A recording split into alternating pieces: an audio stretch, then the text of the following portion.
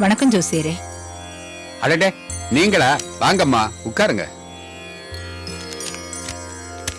என்னம்மா நீங்க போய் என்ன தேடி என் வீட்டுக்கு வந்திருக்கிறது ரொம்ப சந்தோஷமா இருக்குமா. என்ன விஷயமா வந்திருக்கீங்கன்னு தெரிஞ்சுக்கலாமா? நோய்னா டாக்டரை பார்க்க போறோம், பிரச்சனைனா ஜோசியரை பார்க்க போறோம். இதுல என்ன தப்பு இருக்கு? அதுவும் நீங்க என் வீட்டுக்கு வந்து சொன்ன ஒரே ஒரு வார்த்தையால என் குடும்பத்துக்கு ஏற்பட இருந்த பெரிய தொல்லை தற்காலிகமா நீங்க இருக்கு. அதுக்கு நன்றி சொல்லிட்டு போறேன்னு தான் வந்திருக்கேன். அம்மா, பொதுவா ஜாதகத்துல பொய் சொல்லக்கூடாதுன்னு ஜோசியம் சொல்லுது. ஆனா நான் கடவுள் மேல பாரத்தை போட்டு உங்க குடும்ப நன்மைக்காக அப்படி ஒரு பொய்ய சொன்னம்மா. ரொம்ப நன்றிங்க. பரவாயில்லம்மா, உங்க நல்ல மனசுக்கு இத கூட நான் செய்யலன்னா எப்படிம்மா? தப்பா நினைச்சுக்காதீங்க. இந்த பணத்தை வாங்கிக்கங்க. மன்னிச்சிருங்கம்மா, பணத்துக்காக நான் இந்த காரியத்தை செய்யல. உங்களுக்கு ஞாபகம் இருக்குதோ இல்லையோ, இதுக்கு முன்னாடி நீங்க என்ன வந்து பார்த்தப்போ உங்க குடும்ப ஜாதகத்தை பார்த்து நான் என்ன சொன்னேன்னு உங்களுக்கு தெரியுமா? உங்க குடும்பத்தை சேர்ந்த ஒரு பொண்ணாலேயே அழிவு வரும்னு சொன்னனே, அது உங்களுக்கு ஞாபகம் இருக்கா?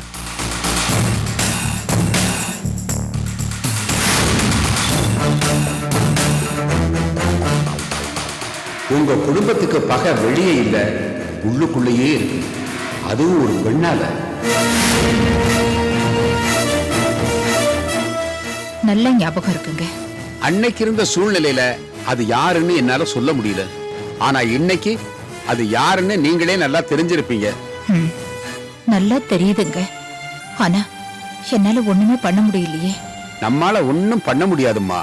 மேலே இருந்து ஒருத்தன் ஆட்டி வைக்கிறான், நாம ஆடுறோம். நீங்க பகவானை வேண்டிக்கங்க. நானும் உங்க குடும்பத்துக்காக பிரார்த்தனை பண்றேன். எல்லாம் நல்லபடியா முடியுமா? சரிங்க, அப்ப நான் வரேன். போயிட்டு வாங்கம்மா.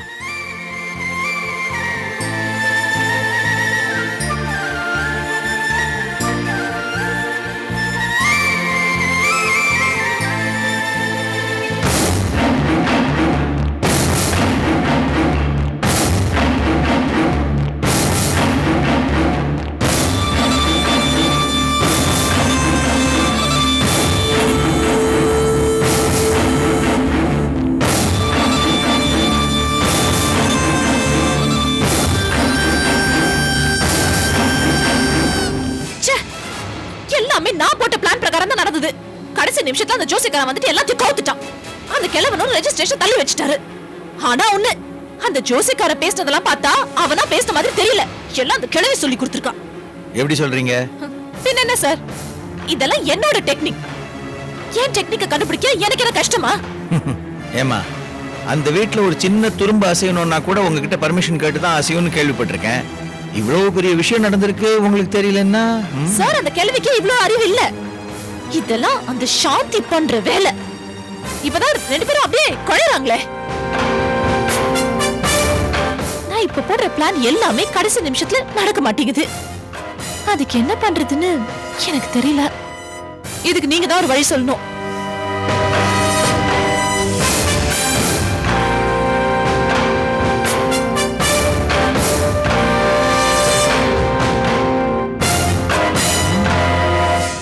சொல்றேன், ஆனா நீங்க அதுக்கு ஒத்துக்கணுமே.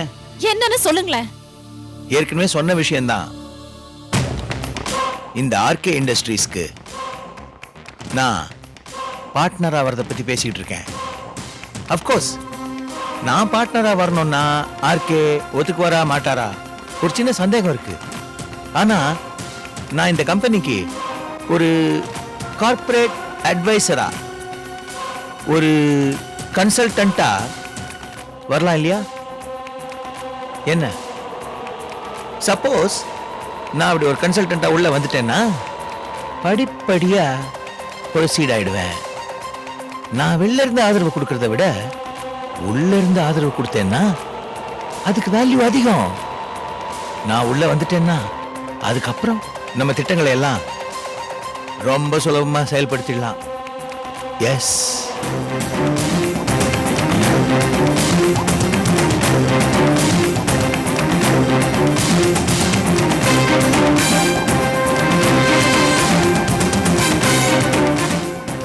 என்ன அபிராமி, அப்படியே சைலண்ட் ஆயிட்டீங்க.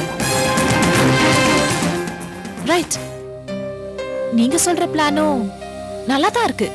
நான் சொன்ன பிளான் ஆச்சே, நல்லா தான் இருக்கும். இது பாருங்க, ஆர்கே இப்போ சேம்பர் விஷயமா மலேசியா இருக்காரு. அந்த நேரத்துல உங்களுக்கு இங்க அட்வைஸ் பண்றதுக்கு யாரும் இல்ல. அவரு சேம்பர் ஒர்க்ல பிஸியா இருக்கும்போது நீங்க போய் இந்த விஷயத்த சொன்னீங்கன்னா சுலபமா முடிச்சிடலாம். என்ன?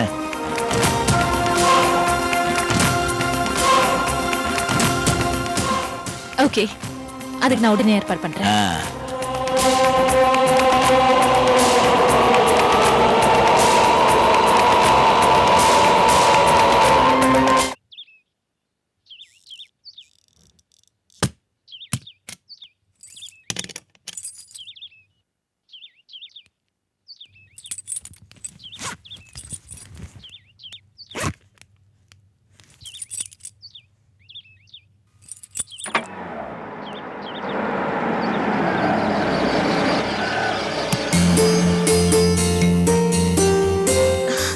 அத்தை,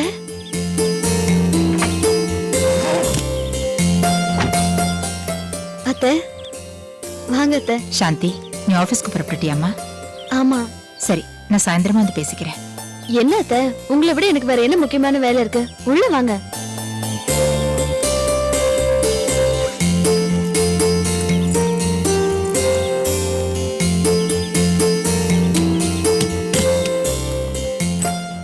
வாங்க அத்தை, உட்காருங்க.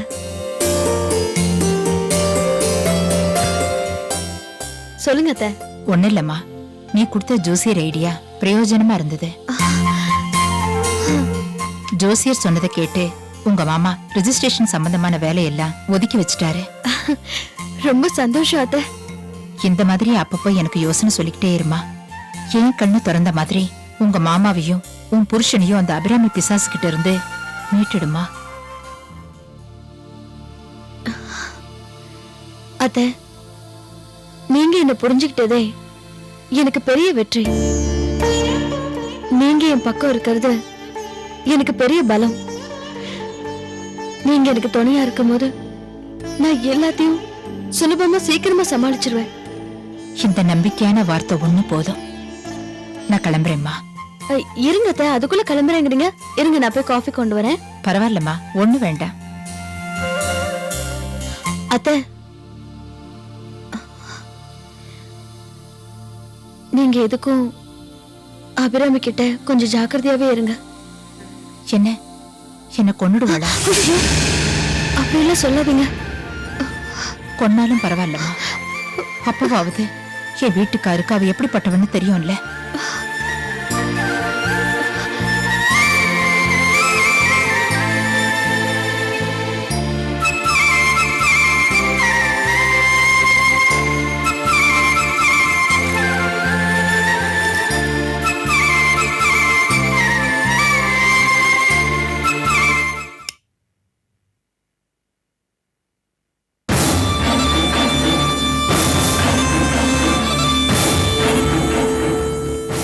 அவரு சேம்பர் ஒர்க்ல பிஸியா இருக்கும்போது நீங்க போய் இந்த விஷயத்த சொன்னீங்கன்னா சுலபமா முடிச்சிடலாம்.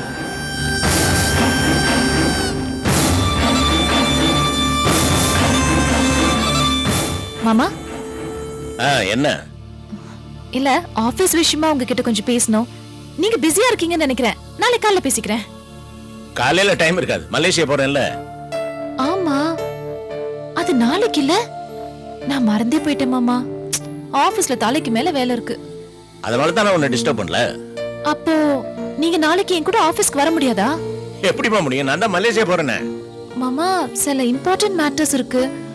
அத நான் உங்க கூட உட்கார்ந்து டிஸ்கஸ் பண்ணாதான் எனக்கு புரியும். அவ்வளவு முக்கியமான முன்னாடியே சொல்லிருக்கலாமேம்மா.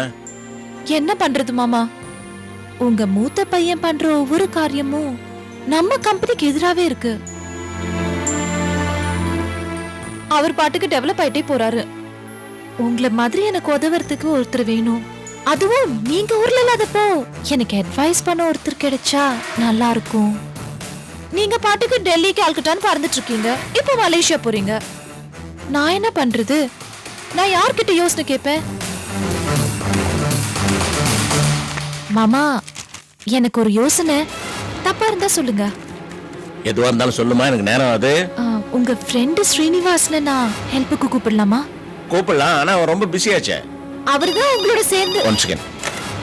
ஹலோ, ஆர்கே சார் இருக்காங்களா? ஆர்கே தான் பேசுறேன். நான் செந்தில் பேசுறேன். சொல்லுப்பா. சார் இன்னைக்கு மீட்டிங் இருக்கு. தெரியும். ஞாபகப்படுத்தலாம்னா? தெரியும்பா தெரியும், அதுக்கு தான் வந்துகிட்டு இருக்கேன். அபிராமி, நான் சொன்ன விஷயம் இந்த பாரு, எதுவா இருந்தாலும் தயங்காம சீனுகிட்ட கேளு.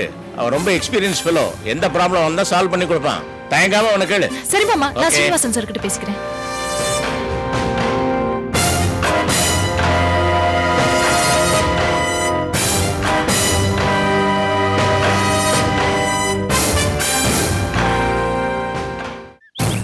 என்னது, ஸ்ரீனிவாசன ஆபீஸ்க்குள்ள கொண்டு வரதுக்கு பிளான் பண்றாளா? ஆமாம்மா, இந்த அபிராமி எந்த நேரத்துல என்ன பண்றான்னு தெரிய மாட்டேங்குது. உங்க மாமா சேம்பர்னு பொதுநல சேவைன்னு அலையிறாரு. இவ என்னடானா அதை பயன்படுத்திக்கிட்டு ஏதேதோ சொல்லி அந்த சீனிவாசனை ஆபீஸ்க்கு கூப்பிட்டுருக்கா. அவரோட அட்வைஸ் எனக்கு தேவைன்னு சொல்றா. இவரும் அதுக்கு சரின்னு தலையாட்டிட்டு இருக்காரு. என்ன பிளான்ல அந்த சீனு உள்ள போறாரு? வேற எதுக்கு? கப்பலை கவுக்கத்தான். வெளியே இருந்து சதித்திட்டம் திட்டினது போதாதுன்னு கம்பெனிக்குள்ள போய் அட்வைசர் சீட்ல உட்கார்ந்து ஆட்டம் போட போறான். அப்பவே விஜயகுமார் சார் சொன்னார், அந்த சீனிவாசன் சுயநலவாதி, எதுக்கும் துணிஞ்சவன். கரெக்ட் மாமா. அந்த ஸ்ரீனிவாசன் ஆபீஸ்க்குள்ள போயிட்டா உங்க வளர்ச்சியும் தடப்படும், அந்த கம்பெனியும் இல்லாம பண்ணிடுவான். குடும்பத்துல குழப்பத்தை உண்டாக்குனவன் இப்ப கம்பெனிக்குள்ளே வரானே. அந்த சீனிவாசனை ஆபீஸ்க்குள்ளேயே வரவிடாம தடுக்கணும். என்ன பண்றது?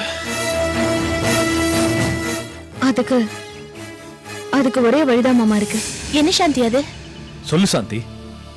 உங்க தம்பி கார்த்திகால தான் அது நடக்கும். கார்த்திகா? என்னம்மா சொல்ற? அவரையே கார் கம்பெனிக்கு வேலைக்கு போகணும், அந்த வேலையை விட சொல்லிட்டு ஆபீஸ் வேலையை கவனிக்கலாமே. சாந்தி, அதுக்கு கார்த்திக் சம்மதிக்கணுமே. தன்மானம் அது இதுன்னு பேசுவானே. அவரை சம்மதிக்க வைக்க வேண்டியது அத்தையோட பொறுப்பு.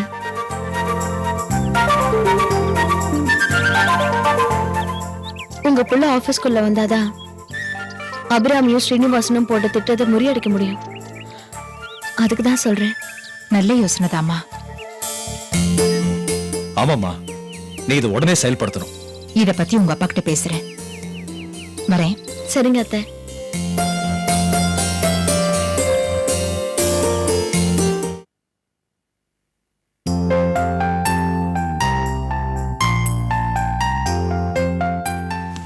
மாமா இந்தாங்க. Thank you. மாமா உடம்ப பாத்துக்குங்க, ரொம்ப நேரம் கண் முழிக்காதீங்க. வர வர உங்களுக்கு அலைச்சல் கூடிட்டே வருது, அதனால நல்லா தூங்கி ரெஸ்ட் எடுக்கணும். குழந்தைக்கு சொல்ற மாதிரி சொல்றேன். வாமா. இந்தாங்க மருந்து. ஓ, மருந்தா? குடுங்க அத்தை. அங்க மேலேயே வச்சிரு. என்னங்க, மருந்து மாத்திரை எல்லாம் நேர நேரத்துக்கு சாப்பிடுங்க. உங்களுக்கு இந்த அலைச்சல் ஒத்துக்காதுன்னு தான் ஆரம்பத்திலே இந்த சாம்பர் பதவியெல்லாம் வேண்டான்னு சொன்னேன். நீங்க தான் கேட்கல. உனக்கு ஒண்ணு புரியல ராஜி. இந்த மாதிரி ஆக்டிவிட்டிஸ் எல்லாம் இருந்தாதான் நான் ரிலாக்ஸ்டா இருப்பேன். கிளம்பட்டுமா? ராஜன் சார். இங்க வாப்பா, இதெல்லாம் கொண்டு கார்ல வை. சரிங்கய்யா.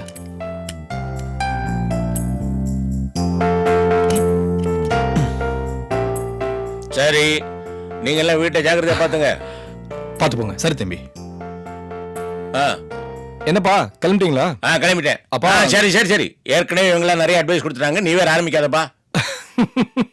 சரிப்பா. ஓகே, நான் கிளம்புறேன். என்னங்க, உங்களுக்கு ஃப்ளைட்டுக்கு இன்னும் டைம் இருக்குல்ல?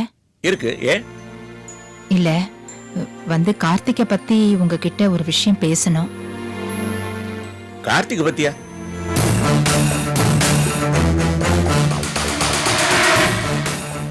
ஆமாங்க, இன்னும் எத்தனை நாளைக்கு தான் மாச சம்பளத்துக்கு அவன் அடுத்தவங்க கம்பெனில வேலை செய்வான்?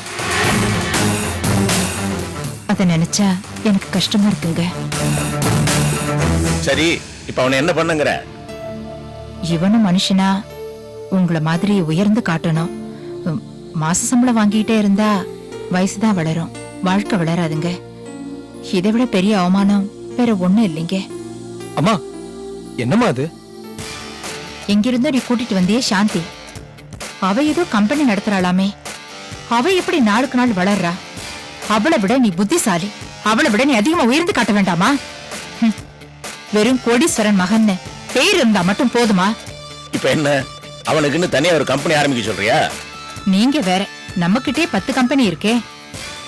நம்ம மருமக அபிராமி கம்பெனியை தனியா நடத்த முடியாம கஷ்டப்படுறா. பாவம், அவளுக்கு ரெஸ்டே இல்ல. நாம அவளுக்கு ஏதாவது ஹெல்ப் பண்ணணுங்க. என்ன இருந்தாலும் பொம்பளை, எவ்வளவுதான் சமாளிக்க முடியும்?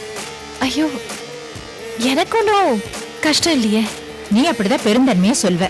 அதுக்காக நாங்க ஈவருக்கு இல்லாம நடந்துக்க முடியுமா? எதுக்கு உன் குழந்தை வெளியில வேலை பார்க்கணும்? அவ நம்ம கம்பெனிலே வேலை பார்த்தா உனக்கு உதவியா இருக்கும்ல. நீ சொல்றது 100% கரெக்ட் ராஜி. இந்த விஷயத்துல நானோ அபிராமியோ மறுப்பு சொல்ல போறதே இல்ல. நான் முதல்ல எதிர்த்தான் சொல்றேன் அவன்கிட்ட. அவன் தான் பிரஸ்டீஜ் அது இதுன்னு வெளியே போய் வேலை பார்த்துக்கிட்டு இருக்கான். ஏன் நாளைக்கே கம்பெனிக்கு போட்டு இருக்கிற வேலையெல்லாம் எடுத்து போட்டு செய்யட்டும். இவளுக்கு ஹெல்ப்ஃபுல்லா தானே இருப்பான். நானா வேணாங்கிறேன். முதல்ல அவன் என்ன சொல்றான்னு கேளு.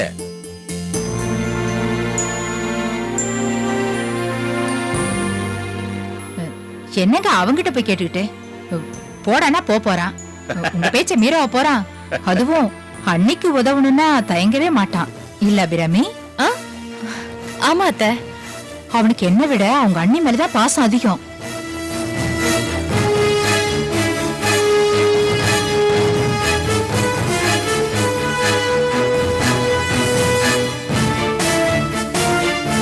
என்னப்பா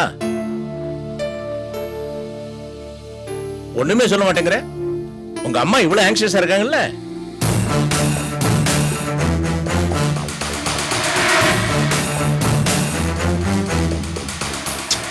சீக்கிரம் சொல்லுப்பா, எனக்கு ஃப்ளைட்டுக்கு லேட் ஆகுதுல்ல.